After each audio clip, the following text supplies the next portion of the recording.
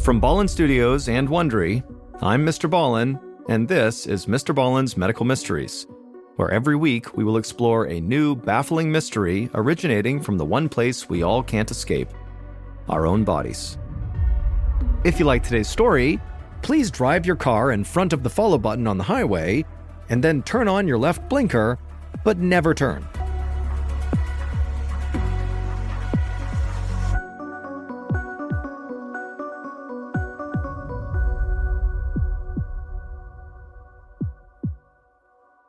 This episode is called Culture Clash.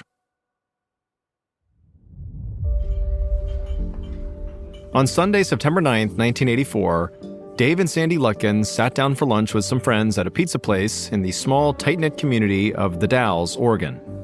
Dave looked around at the bustling restaurant, and then he looked over at his wife and smiled.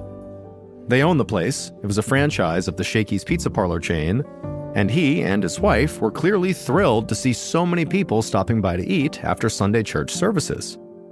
Business was actually going so well that Dave and Sandy were thinking about opening up another location in nearby Hood River.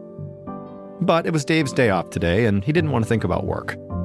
Between raising kids and running the restaurant, he didn't get much time to just hang out and catch up with friends. And so Dave turned back to the two friends at the table with he and his wife, and they were a married couple named Dan and Kay, and Dave asked them, how are things going? Now, Dave knew that Dan was very active in local politics, and therefore kind of knew all the latest town gossip. And so really that's what Dave was asking Dan, like, hey, what's going on in town? What have you heard?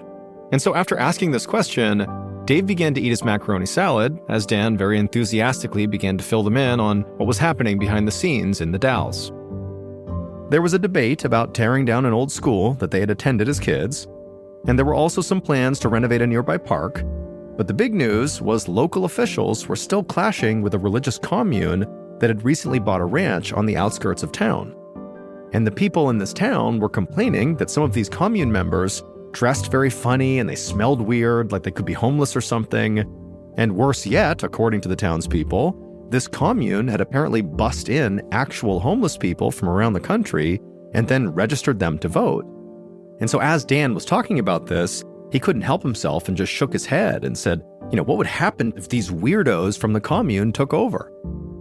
As Dave listened, he thought about his own experience with this commune. He actually didn't have any complaints about them. In fact, sometimes a few of them would venture into town and come to Shakey's to eat, which was great for Dave and Sandy, and they never caused any problems, and they always paid for their food, so really Dave had no complaints. And so Dan continued chatting for a bit longer about the commune and about some other topics around town, and then eventually they all finished eating their lunch, and they stood up and said their goodbyes and went their separate ways.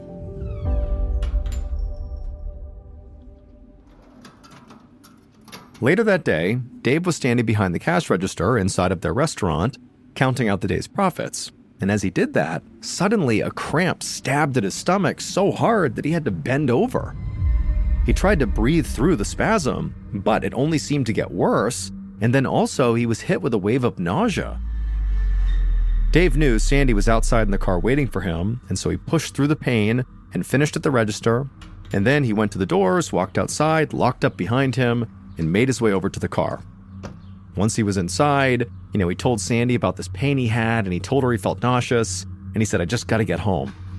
And so Dave drove as fast as he could back to their house, trying to keep the nausea at bay, and as soon as they pulled into the driveway, Dave hopped out, ran inside the house, ran into the bathroom, locked it behind him, and then he just began vomiting practically nonstop into the toilet. A minute later, Dave heard Sandy knocking furiously at the door, and Dave grabbed onto the bathroom sink to kind of pull himself back to his feet, and he reached over and unlocked the door. Dave thought his wife was knocking because she was worried about him, but no, as soon as the door opened, she just rushed past Dave and took his spot at the toilet and began retching into the bowl too. Dave figured they must have caught some sort of stomach bug and just needed to rest. But when he tried to walk to their bedroom, he became so dizzy he almost fell over. So he just sat on the ground waiting for his wife to finish in the bathroom.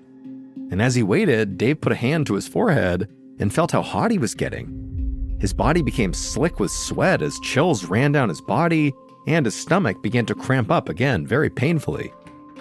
And then when Sandy finally emerged, Dave felt nauseous again, and so he rushed back inside and began vomiting. And then every time he was done vomiting, he would have these horrible bouts of diarrhea. And so when Dave came out of the bathroom the second time, he found Sandy lying on the bed. She was pale and there was sweat running down her face, and she started saying something to him, but when she spoke, her words were slurred and unsteady. At this point, Dave was really beginning to worry. It seemed like they both might not just have a stomach bug, that this might be something kind of serious and they might need medical attention. But at the same time, Dave wasn't sure he could even drive them to the hospital with how he was feeling. And so Dave just climbed onto the bed next to his wife, and the two of them just laid there for several hours, hoping that whatever was going on with them might begin to taper off. But after several hours, Dave was still feeling incredibly weak and horrible. And so at this point, Dave decided they couldn't wait any longer to get help. He knew that he and Sandy were now so dehydrated that he was worried they could pass out or something. So Dave got out of the bed and stumbled to the kitchen and called a taxi. 10 minutes later, he and Sandy were in that taxi on the way to the emergency room.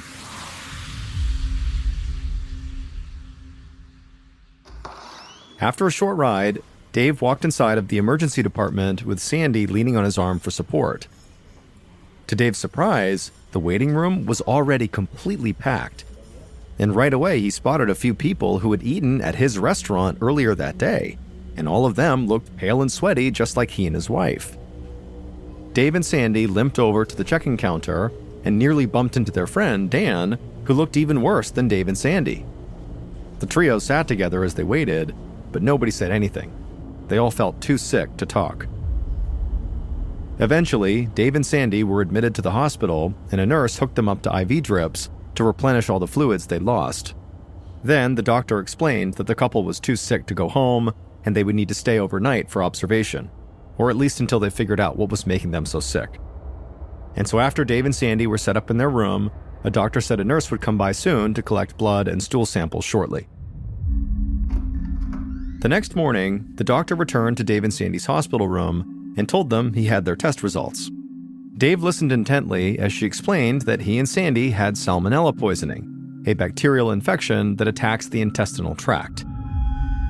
And in fact, the doctor said the majority of the other people who had come in the previous day along with Dave and Sandy, they also had Salmonella poisoning. Now, the doctor said they didn't know where the Salmonella had come from, but immediately Dave had a bad feeling. He didn't dare say it out loud, not even to Sandy, but secretly, he worried the Salmonella poisoning had come from their restaurant. Dave grappled with that horrible thought as he and Sandy were discharged and began to make their way back through the hospital towards the exit. And as they got near the exit, they saw there was still a crowd of patients waiting to be seen, which actually made the waiting room seem even busier than it had been the night before. Dave guided Sandy to the door, feeling very grateful to be getting out of the hospital, but also feeling very guilty that his restaurant might very well be to blame for this outbreak. Later that day, Oregon State epidemiologist Dr. Lawrence Foster picked up the ringing phone on his desk. An epidemiologist is someone who investigates patterns and causes of disease and injury. Dr. Foster was a quiet man with a gentle demeanor who operated extremely well under pressure, responding to emergencies with science and logic. He actually loved the intense work of being an epidemiologist and listened closely as an official on the phone outlined a new breaking case. In the past 24 hours, nearly 20 patients had arrived all at once at a small hospital near the Dalles, Oregon. All of them had been diagnosed with Salmonella poisoning, and almost all of them had eaten at a local pizza place right before getting Salmonella poisoning. Dr. Foster thanked the official for calling with the update and said he would get right on it. After hanging up the phone, Dr. Foster did not think this was some crazy crisis. Instead, he thought this was a pretty straightforward case of food poisoning, and so now his job was to locate the source of the Salmonella bacteria and eliminate it. So he grabbed his car keys and headed for the door. He knew where to start looking.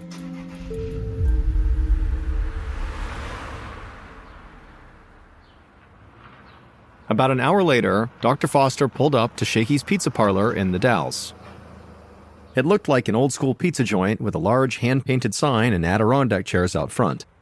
The restaurant was closed for the day, but the doctor had picked up the keys from Dave Lutkins, one of the owners, on the way over. After opening the door, Dr. Foster stepped inside and slipped on a pair of latex gloves.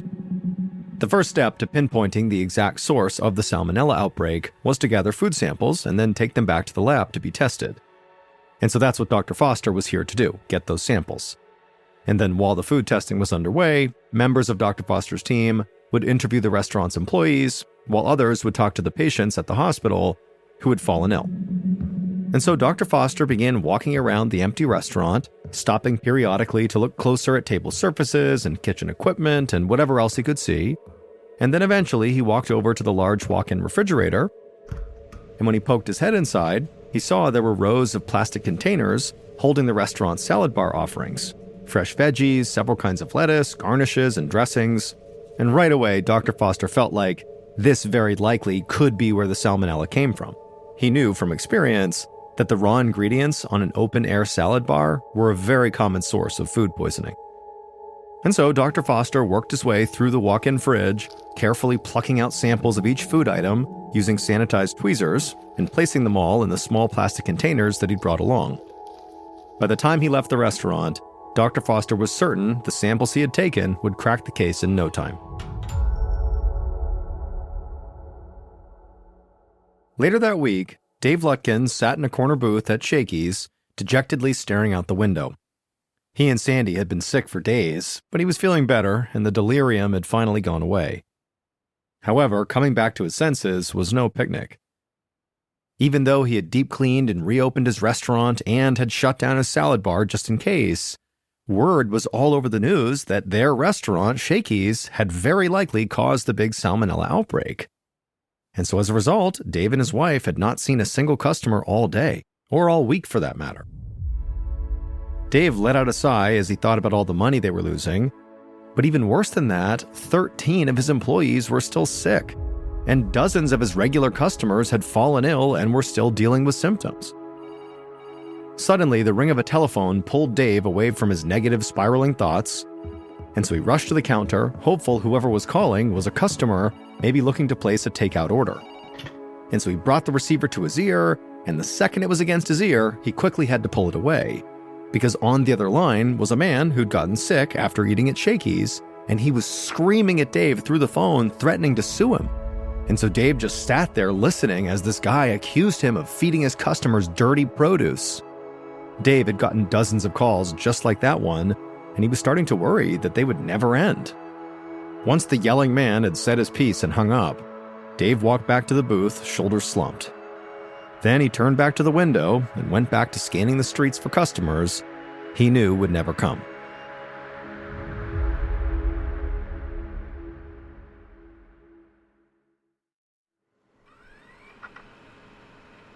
A week later, Dr. Foster sat in his office with his head in his hands.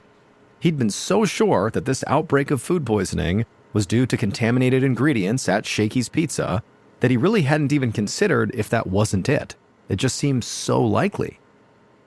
But now he knew he was incorrect. That had not been the source, because he'd just gotten word that there were an additional 20 cases of salmonella poisoning from people who ate at 2 other restaurants in town. So Shakey's could not be the only source of the bacteria that was making these people sick.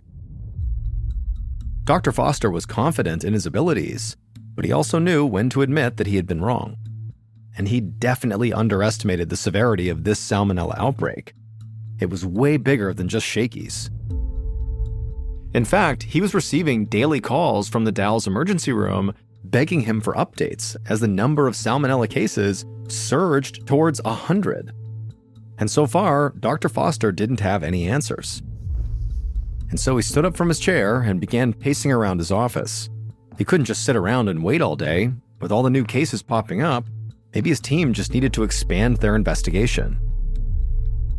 30 minutes later, Dr. Foster, along with his team, sat around a large table in the conference room. He did his best to stay calm and collected, but truthfully, he was starting to feel nervous. He told his team that all they knew for sure right now was that all these people who got sick had gotten sick after eating at 3 different restaurants, all in the Dalles. And then after saying that, he opened up the floor to discussion. He basically wanted people to come up with more ideas about where the salmonella outbreak could be coming from. And so after going back and forth for a few minutes, kind of rehashing the same details everybody knew, one scientist who'd been quiet during the entire discussion so far suddenly spoke up. He wondered if maybe the salmonella could have somehow entered the town's water supply. If the bacteria was in the water supply, then it kind of made sense that it was now being found in multiple locations. Dr. Foster considered the alarming implications of this possibility. If the salmonella was coming from the water supply, there was no telling how much bigger this outbreak would get. Dr. Foster told the scientists to gather his things. They were going to go to the Dalles to check their water.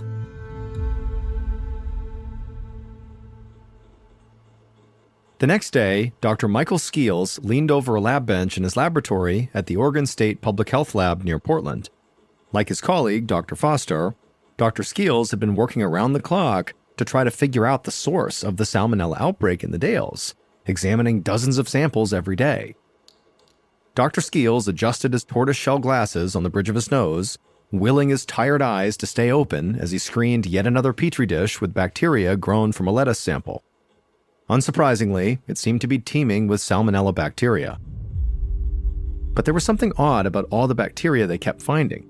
There were 2,500 different strains of Salmonella that Dr. Skeels knew of, but they kept finding the exact same very rare strain over and over again. Dr. Skeels reasoned that this meant that all of the Salmonella had almost certainly come from one source, but he had no idea what the source could be. Dr. Skeels knew one thing for sure, though. It was not the water supply. His staff had tested the public water samples Dr. Foster's team had collected, and they had found no bacteria in the water. It was totally clean. So the investigation was sort of back to square one. Dr. Skeels sighed as he lifted his head from the lab bench and looked around the room at his exhausted colleagues hunched over their work. He desperately needed more coffee, or even better, a nap. But that wasn't going to happen anytime soon. Because not only was their investigation stalled, the public health crisis in the Dalles was only getting worse. Over the past few days, the number of restaurants involved in salmonella poisonings had increased. Salmonella had now been found in 10 restaurants, and so now a second wave of infections was engulfing the town, and this time it was much bigger than the first. Dozens more people were sick, and more people were arriving at the hospital every hour. The scale of this second outbreak was overwhelming the town. Emergency rooms were struggling to manage the new patients, and all of the hospital beds were full and patients were sleeping in the hallways. And so, of course, the people who were getting sick were lashing out at the only people they could, the doctors and nurses, who were doing their best, but they were having a really hard time keeping up. It was just complete chaos. Dr. Skeels was struggling to keep up too. He was doing his best to manage all of the lab testing while also trying to figure out why this new outbreak was happening. It seemed like the Salmonella was showing up everywhere and yet still coming from nowhere. The bacteria kept being found where they expected it to be, mostly in salad bar vegetables like lettuce and cucumbers, but also they found it in items that are rarely contaminated with Salmonella, such as salad dressings and coffee creamers. And they still had no idea how so many different foods could be contaminated. It wasn't the water supply, so where was this bacteria coming from? Dr. Skeels waved his tired staff over to him in the middle of the lab. And as they walked over, he took in their bloodshot eyes and their stained lab coats, and he knew he looked just as bad as they did. Dr. Skeels took his glasses off and rubbed his eyes. He told the group that the outbreak was getting way too big for this small staff. If they were going to find the source of this mass poisoning and prevent new cases, they needed help. It was now time for the federal government to step in, which meant they needed to contact the Centers for Disease Control, or CDC for short. His very tired team nodded in agreement, and so Dr. Skeels turned and headed to his office to make the call. A few days later, Dr. Skeels could barely contain his shock as he combed through the CDC's research. The CDC had put its enormous resources to good use, interviewing hundreds of patients as well as their families and friends. They spoke to 325 food handlers who had all worked at the 10 restaurants. They measured salad bar temperatures and investigated food handling practices. They even visited a few farms to inspect the milk and vegetables that these restaurants had used. And they discovered that people who had food that was delivered from these 10 restaurants did not get sick, But the people who actually physically ate inside of those 10 restaurants did get sick. They also discovered that while the blue cheese salad dressing at one of these salad bars was teeming with salmonella, well, the powdered mix that makes that salad dressing contained no salmonella. To Dr. Skeels, these were very revealing discoveries, because it meant that the food in these 10 restaurants was safe when it left the kitchen, like for a takeout order, but then somehow, once it was in the dining areas inside of these restaurants, it became contaminated. But it was hard for Dr. Skeels to even come up with an idea of how that could happen. He wondered, for example, how the powdered salad dressing mix could be clean while it was in storage and then suddenly turn poisonous when the staff prepared it for the salad bar. It just didn't make sense. But then Dr. Skeels had an alarming thought. What if someone was putting the salmonella in the dressing after it was prepared? Or putting the salmonella in the food once it was inside of the dining hall? I mean, if this was done by a person, then it all made sense. Dr. Skeels realized that he was imagining a possibility that seemed too far-fetched to be true. Did someone purposely grow toxic bacteria and then for some reason choose to release it into the community? The name for that was bioterrorism, but the question was, if it really was bioterrorism, which again was very far-fetched, who would want to do that? About a week later, Dr. Skeels sat in the conference room at the Oregon State Public Health Department, along with some of his senior scientists, to hear the latest update from the CDC officials. One of the CDC representatives began with the good news. The salmonella outbreak had finally died down sort of on its own. Thankfully, no one had died, and there hadn't been any new cases for a week. But then Dr. Skeels heard the bad news. They still did not know what, or who, had caused the 2 waves of salmonella cases that sickened an incredible 700 people. But the more they'd learned about these outbreaks, the more everyone seemed to agree with Dr. Skeels. The whole fiasco did seem like a deliberate attack. They just couldn't prove it. The CDC said they were going to continue their investigation, but it seemed like, for now, the crisis was over. Dr. Skeels was relieved to return to his usual work, but he felt haunted by the fact that he hadn't solved this mystery.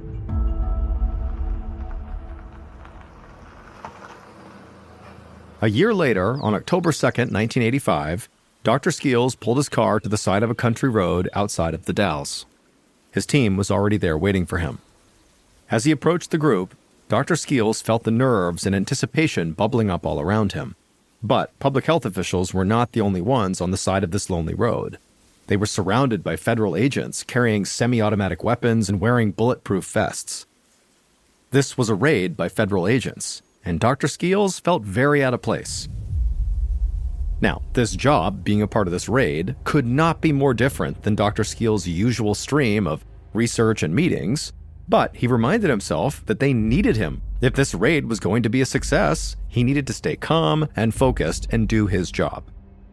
And so the leadership in charge of the raid finished running through the plan a few more times, and then everybody returned to their respective vehicles. Dr. Skeels drove behind the rest of the 50-person group as they entered through the gates of the 64,000-acre ranch that was the home of the Rajneeshi religious commune. Dr. Skeels headed straight for one unassuming building, search warrant in hand. He was accompanied by a germ warfare expert from Washington, D.C. The instant they stepped inside of that building, Dr. Skeels could not believe what he saw. It was a state-of-the-art medical laboratory that this commune was clearly running. Dr. Skeels walked around inspecting the various experiments and documents that were strewn about. At some point, he found a copy of the anarchist cookbook open to a certain page just laying out on the table. A chill ran down the doctor's spine as he flipped through the instructions on how to make homemade explosives and illegal drugs. Nearby, there was another book that focused on military biological warfare. The literature was fascinating and horrifying, but it was not what he was looking for. Dr. Skeels continued walking through the lab, making his way to a back corner where he found a large walk-in freezer. His eyes went wide as he took in the rows of rare chemicals and bacteria perched along the walls inside of glass vials. He walked to the back of the freezer and he leaned in close to see the contents, and his breath caught in his throat as he read the label closest to him. It said Salmonella. Dr. Skeels carefully removed the glass vials and placed them in his bag for evidence. The answer to the poisoning of an entire town was right in front of him. Lab tests would prove that the Salmonella samples Dr. Skeels collected inside of that lab were an exact match for the strain that was found in the Dalles a year earlier. The Rajneeshis had deliberately planted the Salmonella at Shakey's Pizza Parlor and other restaurants in town, hoping to sicken as many people as possible. The Rajneeshis preached that they were leading the way to a new era of free love at their commune. However, they kept on getting into fights with the Wasco County Commission that regulated what they could and could not do at their commune. So the Rajneeshis had decided to just go ahead and take over the commission by installing their own candidates. The Rajneeshi leaders reasoned that if most local residents were too sick to vote, then their candidates could easily win. They used the months before the November vote for a bizarre kind of dress rehearsal. Initially, commune members had put Salmonella in spray bottles and doused doors and other public places in the Dalles, but no one had gotten sick. So, in early September, they tried spraying salad bars in 10 local restaurants. For good measure, they also sprayed other items like the salad dressings and coffee creamers. And this attack did exactly what the commune leaders hoped for. Hundreds of people got sick. But amazingly, this was really only the start of the Rajneeshis' plot to win this election. They were going to poison people's food with Salmonella, but also they did intend to poison the Dalles water supply with Salmonella, and one of their members did get access to the water supply, but for some unknown reason, the plan failed, and so no one got sick from the water, and therefore not enough people got sick, and so enough people turned out to vote, and so the cult's candidates lost the election, despite having bussed in all those extra homeless people to vote for them. It just wasn't enough. And so after this raid, the Rajneeshis' leader, Bhagwan Sri Rajneesh, and his deputy, Ma Anand Sheela, were both arrested.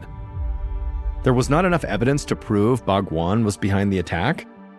Instead, it seemed like Sheela had sort of acted on her own. And so she was tried and found guilty for the Salmonella attack, and eventually served 29 months in prison before being deported to West Germany. As for the commune compound, it was shut down and the land was sold.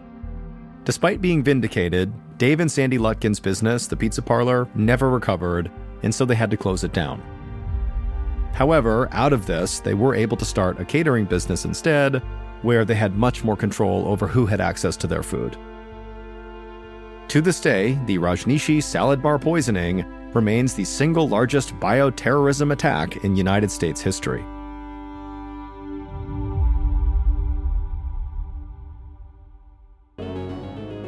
Peggy Carr's life had never been very easy. She was born in 1947 in a very small rural town in Central Florida to parents who were deaf and who had almost no money. So from a young age, Peggy had to go to work, except the only jobs she could land were either extremely low paying or they were just outright dangerous, like overnight shifts at isolated truck stops on deserted highways where she would waitress there all by herself. But Peggy never complained about her job prospects. Instead, she just took whatever jobs were available because she knew that she and her family needed the money. And whenever she was working in a dangerous environment, she would intentionally put on this very tough exterior to make sure no one attempted to take advantage of her. And despite her small stature, she quickly developed a reputation amongst her coworkers as somebody you did not want to mess with. Peggy didn't take crap from anybody. But while this kind of prickly outer shell protected her from potential predators, it also warded off potential romantic partners that might have been interested in her, but were kind of intimidated when they interacted with her. But eventually, one man would cut through Peggy's defenses, and they would fall in love, and they would get married, and they would have 3 kids together, and everything was great until it wasn't. The marriage would crash and burn, and so by the mid-1980s, Peggy was a mid-30-somethings divorced mother of 3 teenage children who had to work overtime at a local diner just to barely make ends meet. And while she still acted very tough and composed when she was working or when she was out in public, when she was behind closed doors at her home with her kids, they saw the real side of Peggy. And that side was just kind of sad. I mean, life had just been kind of hard on her, and she had tried so hard to provide a safe and happy home for her kids, and she felt like she had kind of let them down. But her kids, on the other hand, were not bitter towards their mother for the divorce. It just pained them to see her so upset. And so her kids really hoped that one day their mom would meet somebody new, she would fall in love all over again, and maybe that would put a smile back on her face. And in late 1987, that is exactly what happened. That year, Peggy met a man named Perry Ellen Carr. Perry Ellen, who just went by his nickname, Pie, was a lot like Peggy. He was a recently divorced single father of 2 teenage children. He didn't take crap from anyone, and like Peggy, he had been kind of forced to start working at a fairly young age. When Peggy met him, he was living with his 2 kids in another tiny central Floridian rural town called Alturas, and he was the foreman of a local phosphate mining company there. Phosphate is a chemical that has a number of industrial and consumer uses. So Peggy and Pie, they start dating, and right away, Peggy's kids notice this huge shift in their mother. I mean, now she's all smiles, she's so happy. It seems like Pie is the knight in shining armor that's come to save the day. And then, just a couple of months later, in April of 1988, Pie and Peggy would get married, much to their children's excitement. And then after the marriage was finalized, Peggy and her 3 kids moved in with Pie and his 2 kids in his home in Alturas, Florida. And for a while, this newly blended family worked out perfectly, even though they were living in a fairly small house. And so all 5 of them were kind of all over each other, but they got along great. And it was kind of fun to have so many people in this house all the time. It was kind of crazy and hectic, and overall, the house just felt like it was bursting with life. But within a few months of Peggy and her kids moving in with Pie and his kids, Peggy and Pie started to have marital issues. It was like all their early chemistry had just totally vanished, and in its place was nothing. They basically completely resented each other, and everything they did upset the other person. And then, adding fuel to the fire, were rumors that began spreading around this small town where everybody knows each other, that Pie was apparently back together with an ex-girlfriend, and so he was having an affair. And so Pie, he denied these accusations, but Debbie totally believed them. And so their fights got worse and worse and worse, and the more they fought, the more a wedge was kind of driven down the center of this blended family, where Peggy's kids automatically took their mother's side, and Pie's kids automatically took their dad's side. And so from the outside looking in, it seemed plainly obvious that Pie and Peggy's marriage was not going to last. But before their marriage could fall apart, something totally unexpected happened that would link these 2 families together forever. In late October of 1988, so 7 months into Peggy and Pie's now very rocky marriage, Pie suddenly got up one morning and just told Peggy he was leaving for the whole day to go hunting. This was not a planned trip, he just wanted to get away. And at this point, neither of them wanted to spend any time with each other, so Peggy didn't care. She said, "Go ahead, enjoy your trip, I'll see you later." And so Pie, he leaves the house, he gets in his truck, he drives off, and then a little while later, Peggy and her daughter, Sissy, they both get their things together, and they head out and they get in Peggy's car, and they drive into town. Both Peggy and her daughter worked at the same diner as waitresses, and they both had a shift that morning. And so they arrive at the diner, they both get out, they go inside, they get their things on, and they begin their shift like normal. But not long into the shift, Peggy was about to walk up to one of her tables when she noticed her heart was racing. And she had not been running around the restaurant. She had not done any heavy lifting. There was no reason for her heart to suddenly be beating at a really fast clip. And so initially, Peggy tried to just ignore it, thinking that her heart would slow down and she would go back to normal. But when her racing heart persisted, she walked away from the table she was waiting on and snuck off into the staff bathroom, and she sat in one of the stalls, she shut the door, and she just sat on the toilet waiting for her heart to stop racing. But as she sat there, not only did her heart only continue to thump like mad, but she started to notice her legs were tingling and so were her arms. Now, Peggy was a no-nonsense person. She was not prone to panicking or overreacting or anything like that. And so as she's sitting there feeling these symptoms, it dawns on her that maybe I'm having a heart attack. And so she decides, okay, I'm I'm going to deal with this. She stands up, she opens the stall door, she goes to the sink, she washes her hands, she washes her face, she kind of calms herself down, and then she walks out of the bathroom, she goes right into the staff break room, and she tells her daughter, I think I'm having a heart attack, but don't worry, I'm just gonna go home, I'm gonna lay down. If this gets worse, I will go to the hospital. But for right now, I don't really know what it is, but I wanna take it seriously, so I'm gonna leave for the day. And so Sissy is looking at her mom, really concerned, but Sissy knows what her mom is like. Her mom is tough as nails. She is the type of person that's gonna sleep off a heart attack. And so she says to her mom, okay, go home. I'll be sure to check on you as soon as I get back, and please call me if anything changes. And so Peggy, whose heart was still racing and her arms and her legs were still tingling, she told her daughter, everything's gonna be fine. And then she told her manager that she was leaving. And then Peggy slipped out the back door, she got in her car, and she drove back home. When she got there, the house was empty, so she just went inside, she made her way to her bedroom, and she lied down in her bed to try to get some rest. That afternoon, Peggy's son, Dwayne, came home from high school, and when he walked inside, he found his mother laying down in her bed. This was very unusual for Dwayne, because his mother never took naps. In fact, he could not recall a time ever that he saw his mom napping, even when she was sick. And so concerned, he went into her bedroom and she was facing away from him, and so he kind of jostled her awake, and when his mom rolled over to face him, her face was pale, she was sweating, she obviously had not been sleeping, she was gritting her teeth, and it looked like she was in a lot of pain or some sort of discomfort. And he said, Mom, geez, are you okay? And she would say to him, oh, no, I'm fine. I'm just sleeping something off. I got something going on. I think I have a flu or something. I don't know. I took off from work, so I'm just sleeping it off. And so Dwayne, he knows his mom is tough as nails. And if she says she's going to sleep something off, then she'll be just fine. And so Dwayne said, okay, well, let me know if you need anything. And so Dwayne began to walk away, but his mother would actually flag him back, and she would level with him, and she would tell him that actually something is wrong here. I feel like someone has poured fire down my veins in my arms and in my legs, and it is excruciatingly painful. And so Dwayne is hearing his mother say this, and he knows his mother is not the type of person to complain or exaggerate or anything. She is just straight, no nonsense. And so for her to say this is the most excruciating pain she's ever been in, and she's laying in bed unable to move, he knew this was really serious. And so Dwayne began telling his mom that you got to go to the hospital. We need to get Pi here to drive you to the hospital, or we need to call an ambulance, but something needs to be done here. But despite the pain she was in, Peggy was still a little bit reserved about it. She thought maybe she could just sleep it off.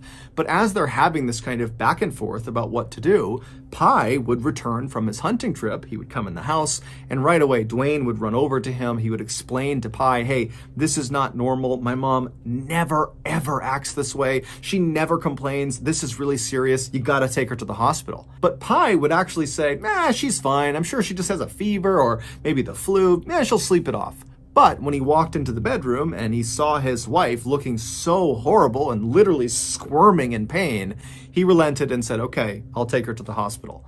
And so Pi would have to literally carry Peggy out of the house, put her in his truck. He drove her to the hospital and then had to carry her into the hospital. And by the time Peggy was under doctor's care at the hospital, she no longer could talk. She was just moaning in agony from this excruciating pain in her limbs, and her heart was still racing, and she was nauseous, and she was vomiting. I mean, she was really spiraling quickly.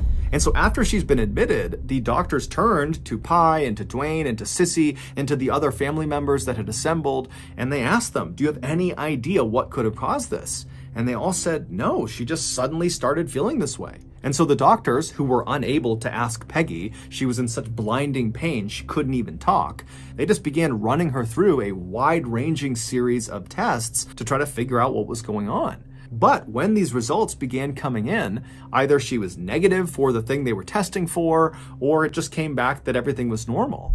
And so they're looking at Peggy, seeing her completely falling apart. None of their tests have revealed anything is wrong with her.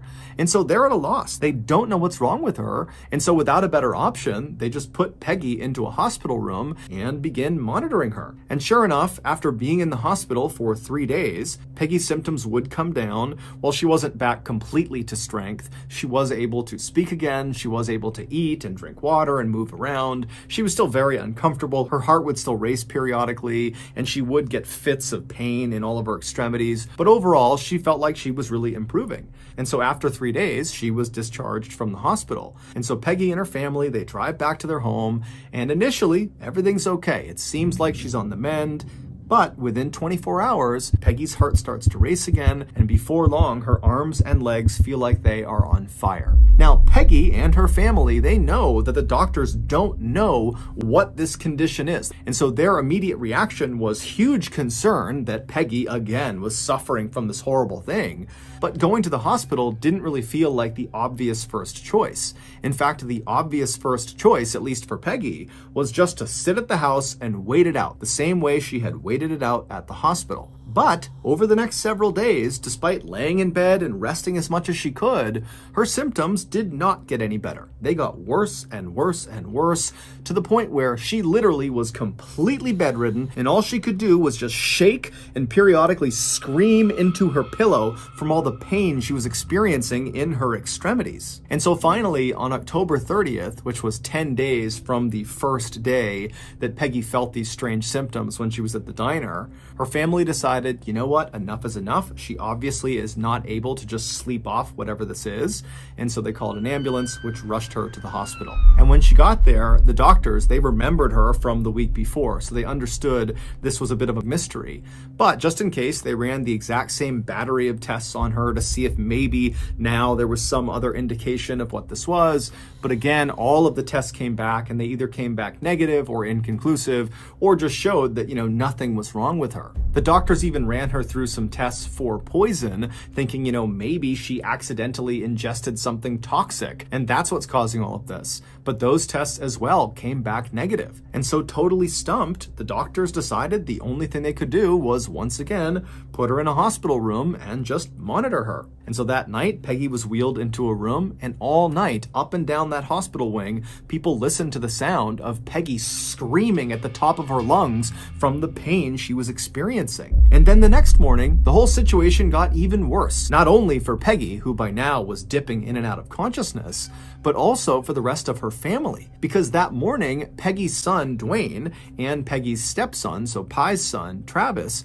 they were both admitted to the same hospital for exhibiting the same symptoms as Peggy. Their heart was racing, they were nauseous, they were vomiting, and their arms and legs were starting to tingle. And so the doctors, with nothing else to do, just ran Dwayne and Travis through all the same tests they had put Peggy through, and they all came back negative or they came back normal. However, shortly after Dwayne and Travis had been admitted to the hospital, a neurologist who was looking after Peggy, he noticed something about her condition, and suddenly it was like his medical training from back in college kicked in, and he remembered something very specific that lined up exactly with what he was seeing in Peggy. And he suddenly realized that he knew what was going on. And so he told his colleagues, they ran out and they got this very specialized testing kit that doctors very rarely use. It's only for this one really specific and very rare condition. And they tested Dwayne and Travis and Peggy, and sure enough, the next day the results came back, and all three tested positive for this condition that the neurologist had guessed. And even though there was a cure for this condition, for Peggy, it was too late. Her body had been so completely ravaged that even if they administered the cure, it would not work fast enough to save her life. And so that day, the doctors went to Peggy, who despite being on all these painkillers is still squirming and writhing in pain and screaming into her pillow. They would tell her, "You're gonna die. The only thing we can do is try to make you as comfortable as possible and then try to save your boys." Not long after being told this terrible news, Peggy would slip into a coma, and then 4 months later, on March 3rd, 1989, Peggy's family had to make the heart-wrenching decision to pull her off life support. And then at that point, she passed away. As for her two boys, Dwayne would remain hospitalized for 2 months and would make a full recovery. As for Travis, he would remain hospitalized for 6 months, and while he would recover, he would never walk normally again. Even though the actual medical condition that killed Peggy and nearly killed Dwayne and Travis was completely known at this point. Everybody knew what it was. What nobody could figure out was why this happened. Why in the world did this happen to these people? It made no sense. However, shortly after Peggy's death, that mystery would actually begin to unravel in the most bizarre and totally roundabout way.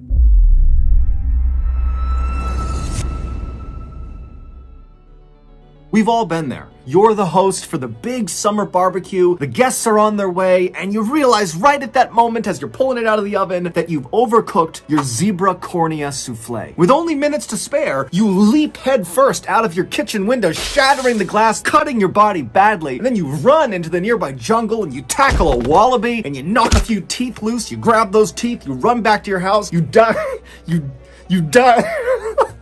You dive back into your house head first through a different window, you cut yourself up badly again, you get inside your kitchen and you whip together a wallaby teeth salad just in time as your guests are coming in the door and right before you pass out from blood loss. Crisis averted, right? Wrong. Zebra cornea souffle and wallaby teeth salad, they're not good. But what is good is HelloFresh. HelloFresh is a meal service that delivers actually good tasting food right to your doorstep. Between menu items like cheese stuffed burgers and grilled salmon with balsamic tomatoes, you are not only going to wow your barbecue guests, but also you're going to avoid jail time for poaching wallabies and zebras, and you're going to avoid expensive medical and repair bills from all the jumping out the windows you were doing. HelloFresh recipes include pre-portioned ingredients, which means less prep time and less wasted food. HelloFresh also offers a line of kid-friendly recipes that are perfect for families that are looking to try something new as the summer winds down and we get ready for school to start up again. So, if you're ready to stop choking down zebra corneas and wallaby teeth, then you need to sign up for HelloFresh today. To do that, go to HelloFresh.com and use code MrBallen's16 for 16 free meals across 7 boxes and 3 free gifts. Again, go to HelloFresh.com and use code MrBallen's16 for 16 free meals across 7 boxes and 3 free gifts. Okay, back to the story.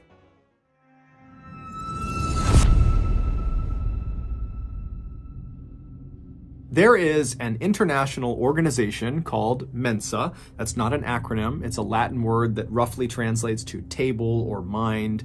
And this organization is a highly exclusive society for the ultra intelligent. You literally have to prove that your IQ, which is an intelligence test, ranks in the top 2% out of everybody in the entire world. And even then, you may not be smart enough to get in.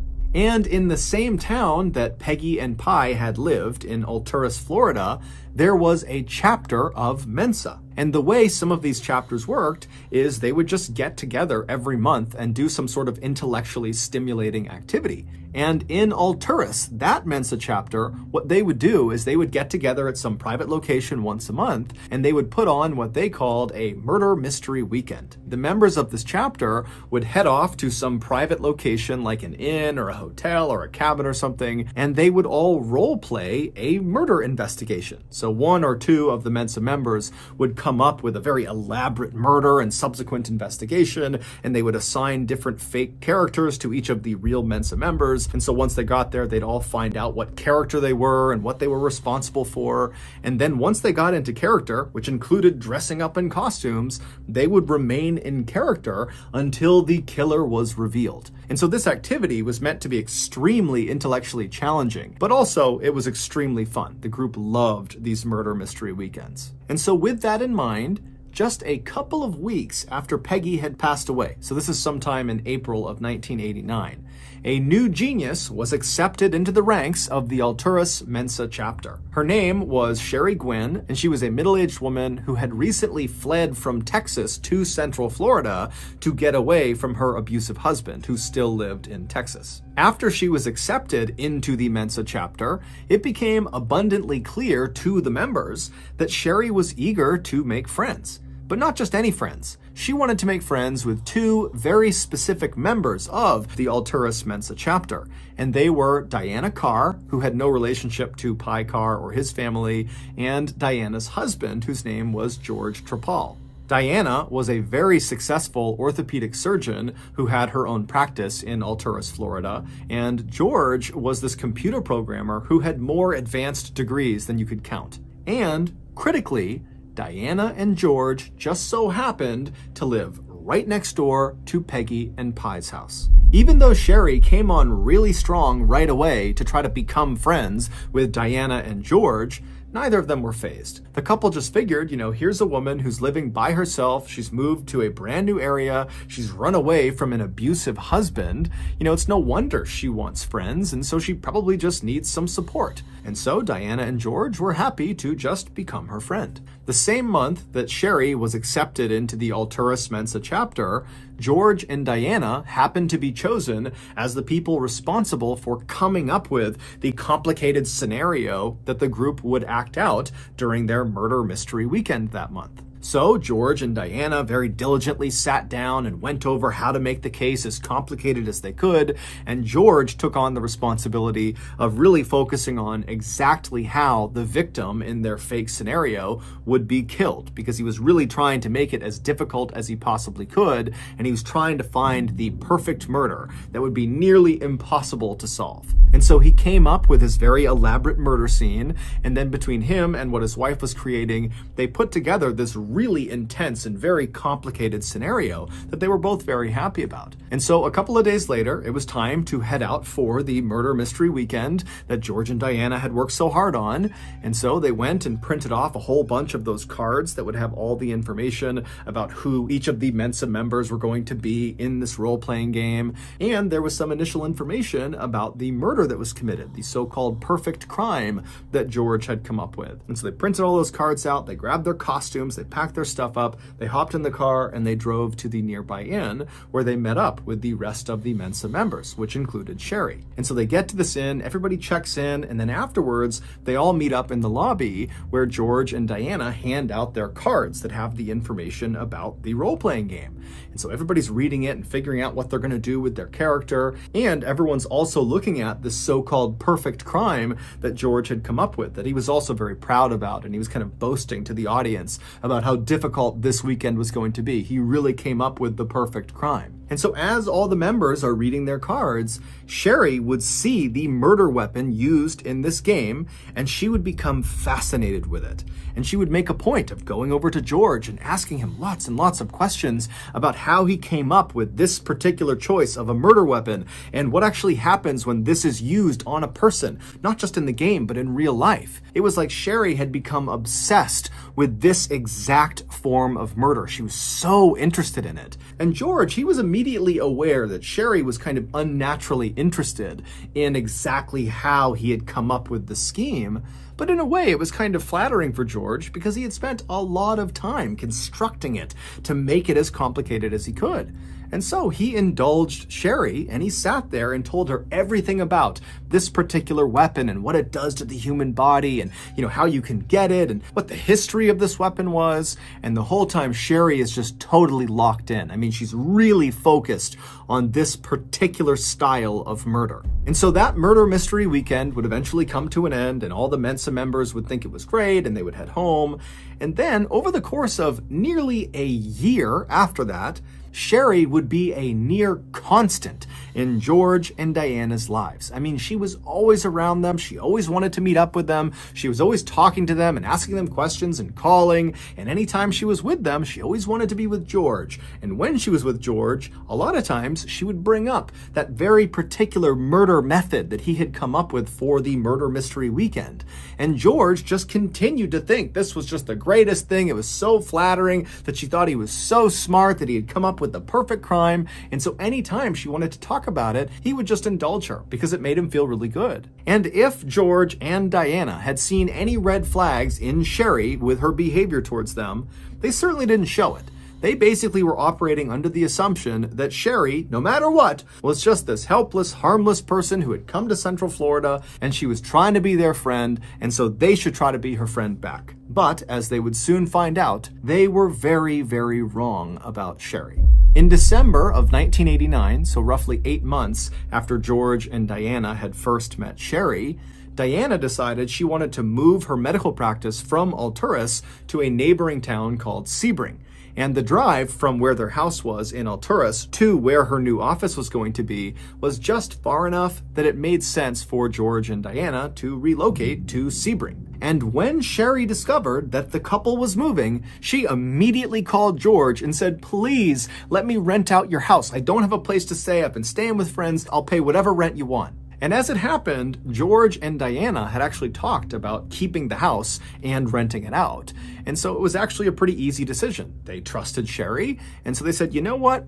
That's fine. You can rent out the house for a couple of months, and then we'll decide if this is a long-term solution or not." And within just a couple of hours, Sherry was on Diana and George's doorstep with a sleeping bag and a small bag of toiletries ready to go inside. And so George and Diana, they grabbed the last couple of things they needed, and then as they walked out the front door, they gave their house key to Sherry and told her, "Hey, if you need anything, just give us a call." And then George and Diana, they climbed into their car, and as soon as they had drove off and were out of view, Sherry dropped her things and she kind of looked around, and then she ran inside of the house. And just minutes later, practically the entire Alturas Police Department came crashing through that front door after Sherry. And within an hour, the police department would find something that would not only reveal the true identity of Sherry and her true intentions, but it would also reveal the truth about what happened to Peggy and her family.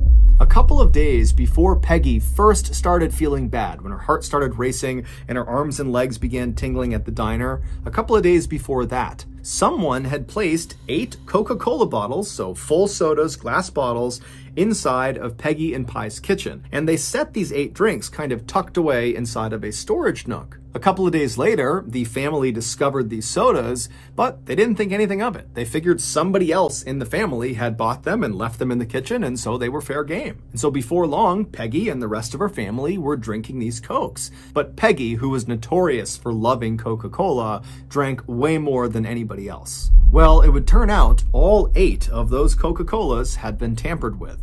They all contained a significant dose of the heavy metal called thallium.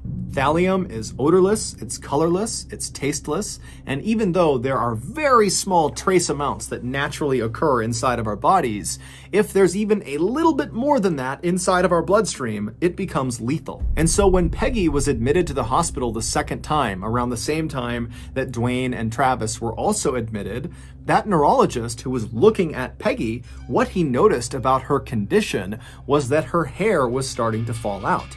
And that's when it clicked for him. He had this flashback to his medical training where he was taught about thallium poisoning. And one of the symptoms was hair loss. The other symptom was extreme pain in the extremities. And so the neurologist and his colleagues went and got a thallium test kit, and they tested Dwayne and Travis and Peggy, and they all came back positive for thallium poisoning, but the level of thallium inside of them was astronomical.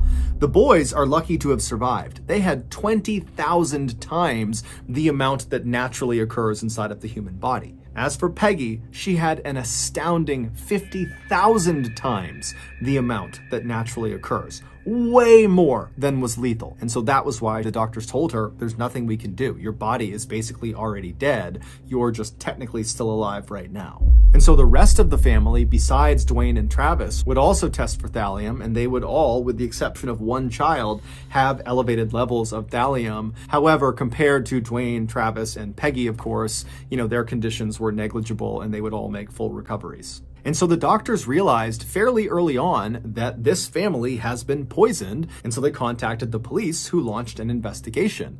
And right away, their primary suspect was Pi. He and Peggy had been fighting extensively before she fell ill. He also had that kind of abrupt hunting trip that lined up with the day Peggy started feeling sick, and so they're thinking, okay, well, did that have something to do with how he planted the thallium? And then also there was the fact that Pi worked at the phosphate mining company, and so had access to fairly rare chemicals. However, upon closer inspection, Pi did not have access to thallium specifically. Thallium is incredibly rare and very expensive. And it just seemed odd that he would use thallium to poison and kill his wife, but he would also poison himself and his son, who he adored. It just didn't really add up. And so Pi would get ruled out as a suspect fairly quickly. But during one of his last interrogations, he would give the police something he didn't think was very valuable, but it wound up being very significant. He would say that 3 months before Peggy got sick, their family received a death threat. He opened the mail one day and there was this typed out note that said, "Your family needs to leave Florida in the next 2 weeks or you're all going to die." But Pi thought it was some stupid teenage prank, and so he didn't think anything of it. And then when 2 weeks went by and they weren't dead, he just kind of forgot about it. And so after the police have ruled Pi out as a suspect, they didn't know where to turn. They had no other suspects. And so they just began focusing on who might have written this note. And that's where Sherry comes in. Sherry Gwynn was not a Texas transplant who had come to Central Florida to run away from her abusive husband. Sherry Gwynn wasn't even her real name. Her real name was Susan Gilek, and she had lived in Central Florida for most of her life. Susan was very smart, but she certainly was not Mensa-level genius smart. And so almost certainly her paperwork that got her in to the Alturas Mensa chapter was forged. Susan also had absolutely no interest in becoming real friends with Diana and George. The only reason she was pretending to be their friends and wanting to be around them all the time is because she was studying them. Because Susan was actually an undercover police officer. She had been sent undercover after the police discovered Diana and George were responsible for that death threat letter that was sent to Peggy and Pi. It would turn out Diana and George hated Peggy, Pi, and their kids. They hated them. They thought they were obnoxious. They were too noisy. They were annoying. And so Diana, who for context was the type of person who would stop people mid-sentence and correct them if they ever referred to her as anything other than Dr. Carr, she had gotten into at least 1 or 2 serious yelling fights with Peggy and with Pi and their kids when she had gone over to tell them to turn their music down and be quiet and do this and do that. And Peggy and Pi, they're not putting up with that. They just told her to get out of here. As for George, he didn't get into any public altercations with Peggy and Pi and their family. George was a very meek and submissive guy. He was very meager and he was mostly a recluse. But he spent virtually all day peering out the window at Peggy and Pi and their family, studying what they were doing and obsessing over how noisy and obnoxious they were. And as he's seeing his wife getting more and more frustrated with their neighbors, George finally decides he's going to take drastic action. And so that's when George types out that death threat and he sends it across the way. But after Pi reads it, nothing happens. They don't leave Florida within 2 weeks. And so George went to phase 2 of his plan. George had actually spent time in a federal prison in the 1970s for cooking meth. And one of the byproducts of making meth is thallium. So George used his old meth cooking skills and he whipped up some thallium and he put lethal doses of thallium in 8 different Coca-Cola bottles. And then after mixing them all up so you couldn't tell there was any chemical inside of them, he used his bottle topping machine to put tops back on top of each of them. George made his own beer, and so that's why he had a topping machine at his house. And so with his 8 deadly drinks all prepared, looking like brand new Coca-Colas, George waited until Peggy and Pi and her family were out of their house. And then he snuck over and he walked into their kitchen and he placed these Coca-Colas right down on the kitchen counter and he slid them into a storage nook. And then he left the house and that was it. And over the next several weeks, he watched with absolute pleasure as the family got sick and then Peggy died. While George never actually admitted that he had poisoned his neighbors, he did do some things that really tipped off Susan that he had to be the guy. Like, for example, that Mensa mystery murder weekend, the murder method that George had come up with was poisoning.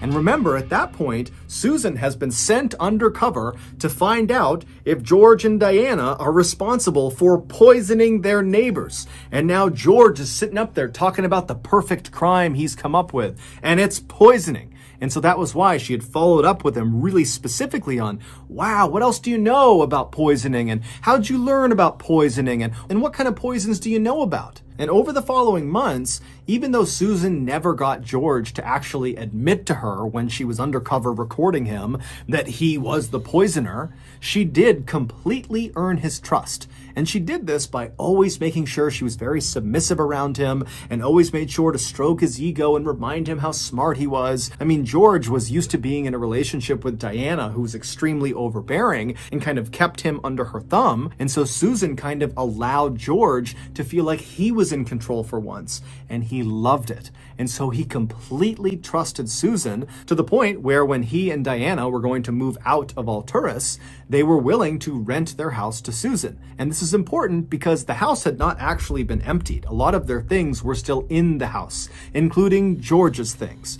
And so he just assumed Susan would never go through his things. But as soon as Susan was in that house and she watched George and Diana drive off, she immediately called in backup. The police swarmed the house, they searched it top to bottom, and in the garage they found George's chemistry equipment, and nestled underneath it was a bottle that contained thallium. George would be found guilty of first-degree murder as well as attempted murder on the rest of Peggy's family, and he would be sentenced to death. As of this episode, he is still alive and he is still on death row. As for his wife, Diana, who many people believe must have had something to do with the poisoning or must have at least known it was happening, was never actually charged with anything. And so she would eventually divorce George and move on with her life and remarry. So that's going to do it. If you got something out of today's episode and you haven't done this already, please invite the like button to come ballroom dancing with you. But when you get out on the dance floor, just start stomping all over their feet and don't acknowledge it. Also, please subscribe to our channel and turn on all notifications so you don't miss any of our weekly uploads. We now have a podcast called the MrBallen's Podcast, and we upload on Mondays and Thursdays. You can find that podcast on YouTube under the name MrBallen's Podcast. You can also find it on Spotify, Apple, Amazon, Google, and anywhere else you get your podcasts. We now have a registered 501c3 charitable organization called the MrBallen's Foundation, which makes it as easy as possible for you to join me, my wife, my family, my team in supporting those whose lives have been most impacted by violent and heinous crime. Monthly donors to the MrBallen's Foundation Honor Them Society will receive free gifts and exclusive invites to live events. But the real reward is helping to create a new ending to the story for victims of violent crime. Go to MrBallen.Foundation and click Get Involved to join the Honor Them Society today. We also have 2 additional YouTube channels called MrBallen Shorts and MrBallen en Español. We also post near daily content on Facebook and Snapchat. Those channels are just called MrBallen. If you want to get in touch with me, please follow me on any major social media platform and then send me